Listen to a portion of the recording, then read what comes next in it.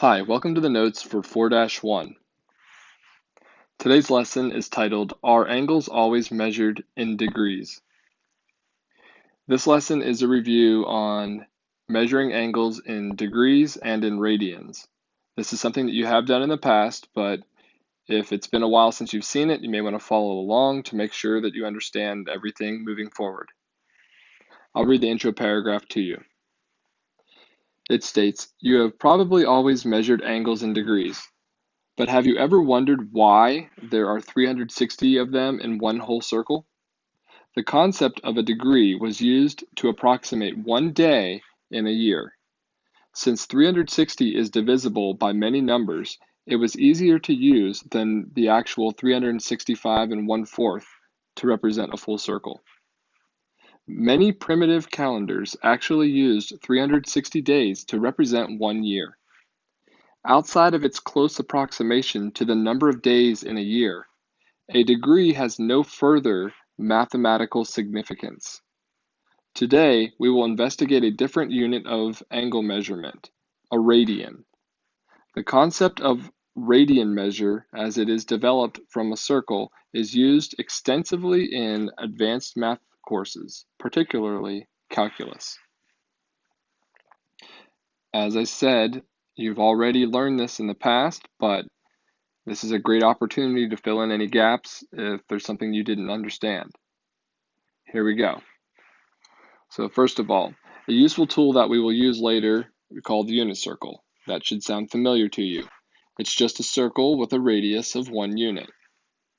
Think back to the screamer if you took Algebra 2 in Westerville. Okay, we used the screamer lesson. Okay, today we're going to talk about just, again, measuring an angle in the unit circle.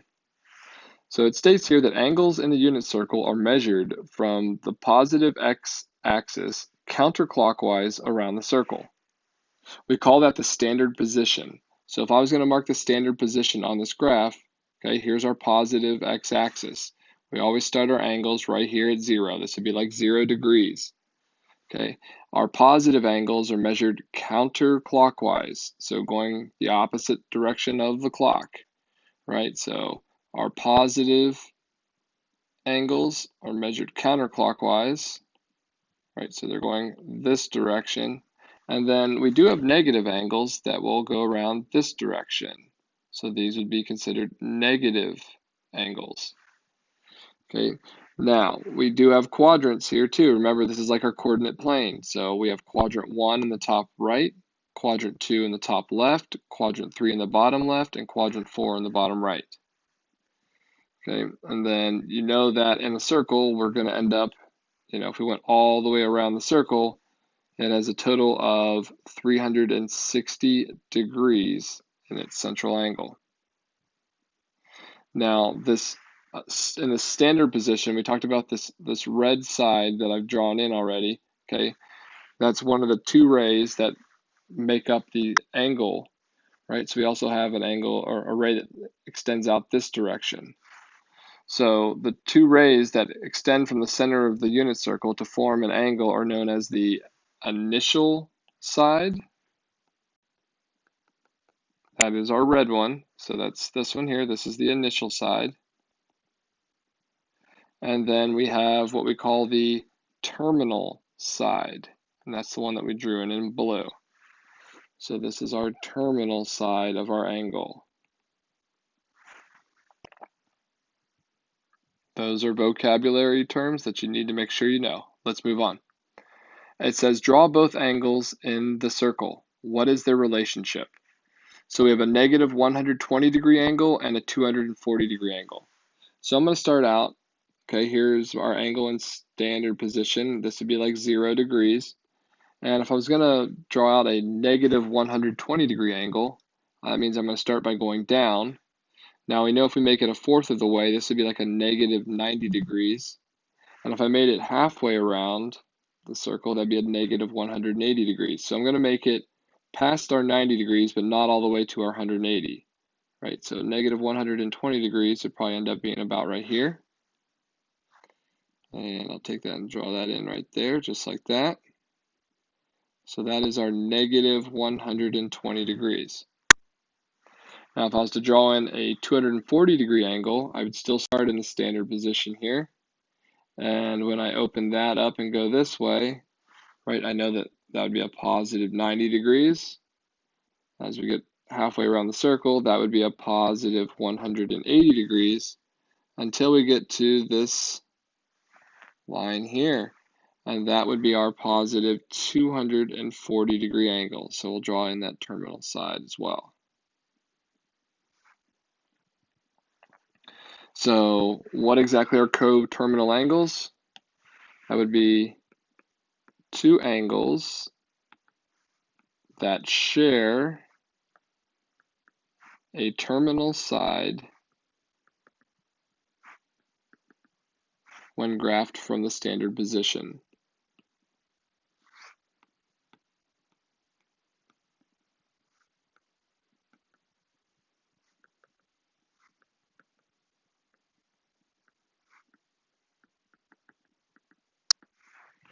All right, so one more time, coterminal angles, two angles that share a terminal side. In this case, they're sharing this terminal side, and they're both graphed from the standard position.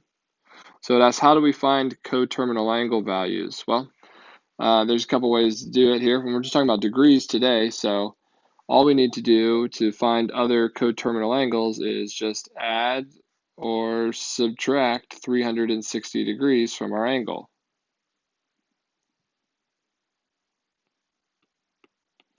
Okay, so if you're at your terminal side there, and let's say, I've gone around here 240 degrees, and I want to go to like the next one, I could take it and I could add on there 360 degrees to get all the way back around to right here. So if I did that, if I started at my 240-degree angle and I added 360 degrees, it's going to get me to 600 degrees, right, which would be considered coterminal as well. And the same thing could happen. We could go backwards too. We could subtract 360 from their angles. If you think about 240 and you subtracted 360, right, that would give us that negative 120 degrees that we've already graphed on there. If we want another one though, we could take that and subtract 360 degrees from it, and I believe we end up with a negative 480 degrees. Okay, so how to find coterminal angle values, right? Find the terminal side there and just add 360 degrees or subtract 360 degrees. Next slide starts talking about a reference angle. It says the acute angle formed between the terminal side of the angle and the x-axis. That's extremely important to know. So it's the acute angle formed between the terminal side of the angle and the x-axis. And I would even try to emphasize the terminal side and the x-axis. Now, using reference angles, you did this in the past, okay? Remember, we use them to identify corresponding angles. We often referred to these as bow tie angles in Algebra 2. Okay, so it says below to state the reference angle for for the given angle, and then draw its corresponding angles in the other three quadrants and list them below. So you'll see here on our little coordinate plane, I tried to put in some tick marks so you could draw it a little bit more accurately. This is our x-axis, so we know that this is 0 degrees. Okay, so the first angle we see on there, right, is this angle back here at 330 degrees. Remember, this is a positive angle, so it opens all the way around to there. So if that's 330 degrees, and we're trying to figure out what's the measure of this angle in between, okay, well, how much further would we have to go to get to be all the way around the circle, right? If you've gone all the way around, it's 330 degrees, that means you just have 30 degrees more to get to the very end. So our angle, okay, so the acute angle formed between the terminal side and the x-axis. So here is our terminal side, and here is our x-axis. It just wants to know what is that angle that we've already kind of drawn in here. What is this angle? Well, in this case, 0 and 360 degrees are in the same place, so that's going to be a 30-degree reference angle. Now we're going to use that to help us find our other corresponding angles. So if we think about it, okay, so if this was just 30 degrees here below the x-axis, we could go 30 degrees above the x-axis, right? We could draw in this angle here. So if our reference angle was 30 degrees here, it's going to be 30 degrees there as well. So that's in the first quadrant, so its actual angle measure is 30 degrees. All right, well, now let's jump over onto the other side, right? Here's our x-axis over here, and we're still looking for angles that are formed by that reference angle. So if I start here at 180 degrees and I go back to about right here, notice that one is the complete opposite of our 330-degree angle down here. Okay, which means that this one has a reference angle of 30 degrees as well. And then last but not least here, right, if we went back 180, I'm sorry, from 180 back 30, right, that would have been like 150 degrees. Sorry, I forgot to mention that part of it, right? So that's 150 degrees. That's our next corresponding angle. And then if we go forward 30 degrees from 180 degrees, or our x-axis, you'll see here that we end up at 210 degrees. And that is our third corresponding angle. Think about what we just formed there. Remember, we call these bow tie angles, right? If we draw in our altitudes to our triangles here, it ends up giving us a bow tie shape. So the reference angle was 30 degrees. 30 degrees also is a corresponding angle, along with 150 and 210 degrees. All right, now quickly, radians. A radian is a unit of measure for angles. So remember, it's approximately close to 60 degrees. If we took a point here at the center of the circle and we drew out our radius, right, we know that this is 1 radius in length. And then we drew it out this way. This is 1 radius in length. And what makes this a radian, this angle measure right here, is the fact that this third side, which is just the arc of the circle, is going to also be the length of 1 radius. Okay, so we refer to that though as 1 radian as an angle.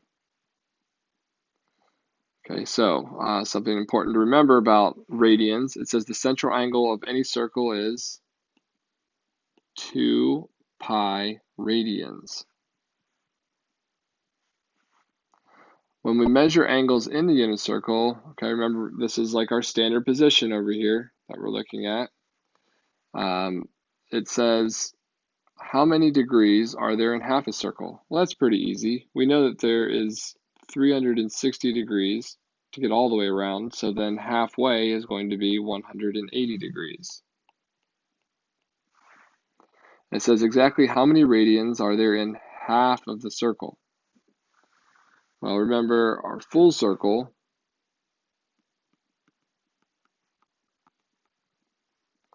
had, how many radians did it have? Remember it was 2 pi radians, which means then half a circle is going to equal half of that, which would be just pi radians.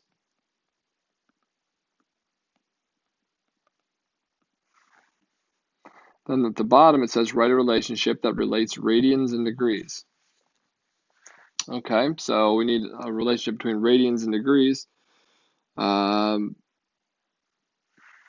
We know that there are 360 degrees in one full circle, and that is the equivalent of 2 pi radians. All right, so each of those is one full circle. Now, as we jump in here to this next part, It says write a conversion factor to help us convert angle measures from radians into degrees or vice versa. All right, so let's use what we do know there, right? We just said there that 360 degrees was equal to 2 pi radians. So if we wanted to take this here and kind of come up with a conversion factor, right, we could say here that our number of degrees, right, if I wanted to change this to 1 degree, I could divide both sides by 360.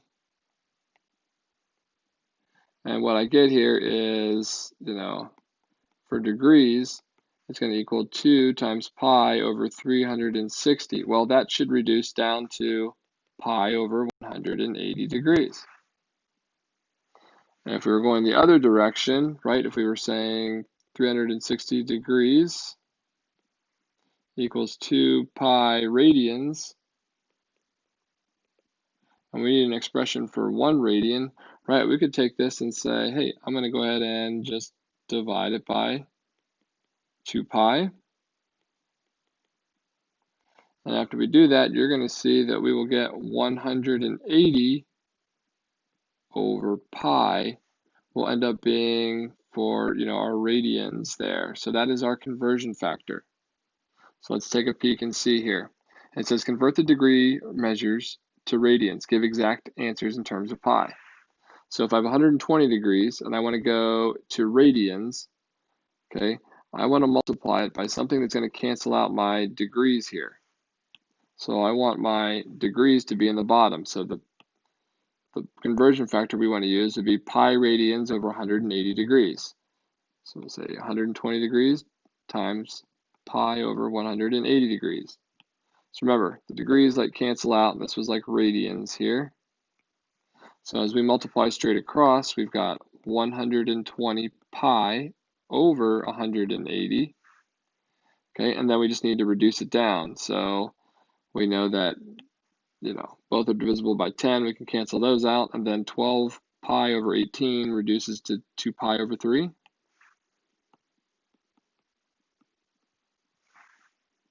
So that is 120 degrees is the same thing as 2 pi over 3 radians.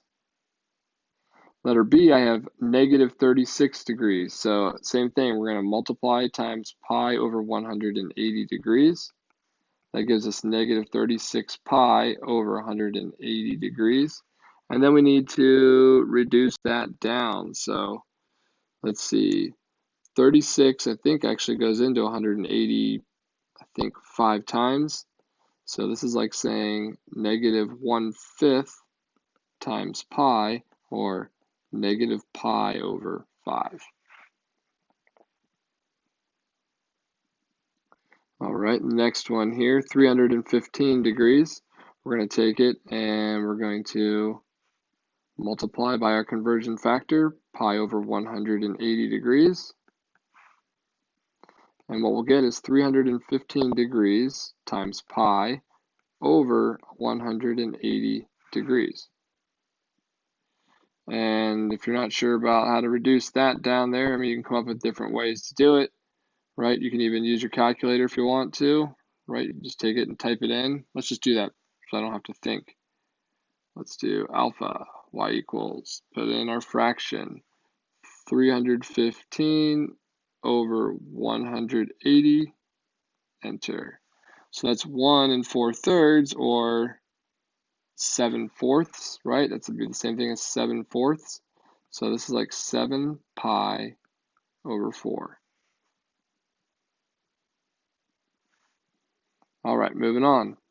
I think this is our last slide here. It says convert the radian measures to degrees. Give exact answers in terms of pi if necessary. All right, so if we want to convert from radians to degrees, we're going to have to use that other conversion factor. Remember, we used this one quite a bit there, but now we're going to use this one. So when I do this, I'm going to multiply by 180 over pi. Remember, our pi's will cancel out.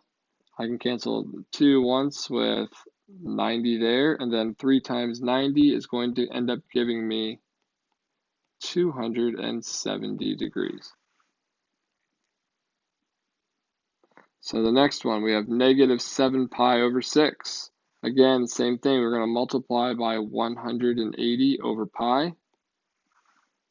Our pi's cancel out. 6 goes into 6 once, goes into 180 30 times. And now we just need to take it and put it all together.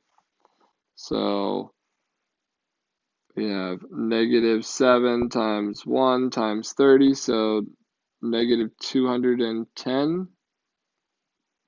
And then we had just 1 times 1 on the bottom, so that would actually end up being our answer, negative 210 degrees. And then we're down to the bottom one. It says, still give our answers in terms of pi.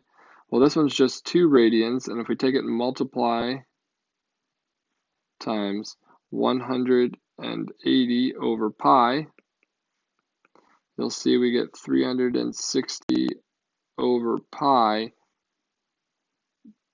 degrees. Okay, so I believe that's it for this lesson. So hopefully this is coming back to you. And if you have questions, you need to make sure you reach out. All right, thanks for watching.